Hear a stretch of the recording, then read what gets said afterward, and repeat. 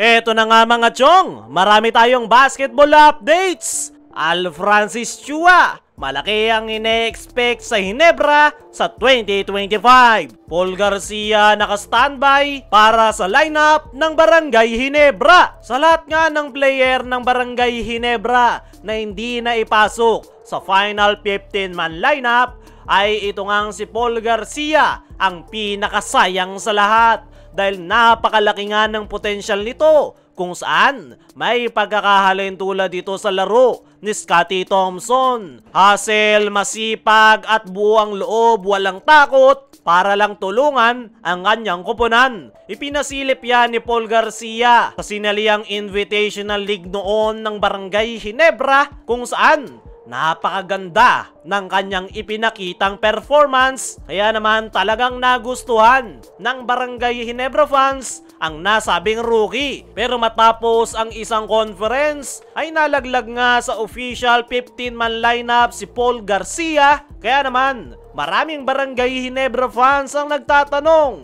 ano yung latest update dito kay Paul Garcia at may chance pa ba na may ibalik ito sa final 15-man lineup? Ayon nga sa ating mga trusted source ay naka-standby nga itong si Paul Garcia para sa Barangay Ginebra. Ibig sabihin nga lang yan mga chong, anytime ay pwede itong ipasok ni Coach Tim, depende sa magiging sitwasyon. Sabihin na natin, wag naman sana may ma-injury sa Ginebra na kanyang kaposisyon ay matik si Paul Garcia ang huhugutin ni Coach Tim Cone. Present nga rin ang nasabing gwardya sa kanilang mga team practice. Actually, wala nga itong pinapalampas. Nag-uwian na yung kanyang mga teammates. Si Paul Garcia ay nagpapaiwan para mag-extra workout dahil desidido talaga ito na i-improve pa ang kanyang laro at patunayan kay Coach Tim na deserve niyang maipasok sa official 15-man lineup. Maganda nga yung ipinapakita ng nasabing gwardya sa kanilang practice kung saan all out ito at napakasipag. Para sa akin mga chong ay hindi magiging madali ang daan nitong si Paul Garcia para may pasok sa active 15-man lineup. Dahil star-studded nga yung guard rotation ni Coach Tim Cone. Ang tanging pag-asa lang nito ay i-improve ang kanyang laro at kuhanin yung tiwala ni Coach Tim sa kanilang team practice. Ayon pa nga rin sa parehong source ay may kontrata pa nga rin itong si Paul Garcia sa Barangay Ginebra. At yan nga yung maganda dahil tuloy-tuloy pa rin ang kanyang pasahod. As of now, ay standby nga lang raw ang nasabing gwardya at pwedeng-pwede daw itong hugutin ni Coach Tim para ipasok sa kanilang active lineup depende sa sitwasyon.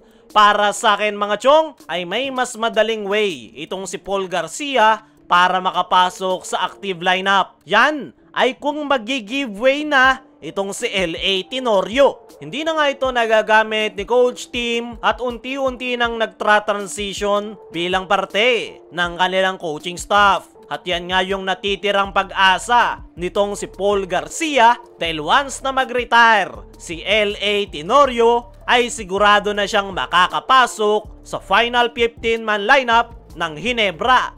Wala na nga dapat pang patunayan si L.A. Tenorio, kaya mas magandang mag-giveaway na lang ito para sa mga mas batang player dahil sayang nga yung talent ng nasabing rookie. Kung matatandaan nyo, hawak na noon ng Ginebra si Kim Aurin at gaya ng sitwasyon ni Paul Garcia ay hindi rin ito naipasok sa active lineup at ang ending ay kinuha ng TNT Tropang Giga at doon ay napakaganda ng kanyang ipinapakita. Dumako naman tayo dito sa kabilang balita. Al Francis Chua, malaki ang ine-expect sa Ginebra sa 2025. Ito ngang si Boss Al Francis Chua ay masaya sa itinakbo ng Barangay Ginebra last year, kung saan ay nagawa nilang makapasok ng PBA Finals. Pero hindi nga ibig sabihin yan ay okay lang ang first runner-up dahil ang gusto nga ngayon nitong si Boss Al ay makakuha na ang Barangay Ginebra ng kampyonato. Magdadalawang taon na matapos huling makakuha ng kampyonato ang Barangay Ginebra. Huli niyan ay noong 2022 Commissioner's Cup kung saan tinumba nila ang napakalakas na guest team na Bay Area Dragons. Matapos niyan ay hindi na muli pang nakakuha ang Ginebra ng championship. Last conference ay muntik na pero kinapos nga sila kontra sa TNT Tropang Giga. Kaya naman, ang gusto nitong si Boss Al ngayong 2025 ay makakuha ang Barangay Ginebra ng kampyonato. Mabigat at hindi nga yan magiging madali dahil sa ngayon, pinoproblema pa rin ni Coach Tim Cone yung kanilang napakalaking butas na front court position. Yan nga yung dahilan kung bakit sila kinapos last conference. Pero ang maganda kay Coach Tim ay unti-unti na nga niya yung ginagawa ng paraan kung saan binago na nito ng tuluyan kung paano yung kanilang game style na babagay sa triangle offense kahit pakapos sila sa front court position. Pero para sa akin mga chong, ay naniniwala ko na makakakuha ang Barangay Ginebra ng another championship ngayong 2025. Kaya mga chong, ano ang masasabi nyo sa malaking ine-expect ni Boss Al sa Barangay Ginebra ngayong taon?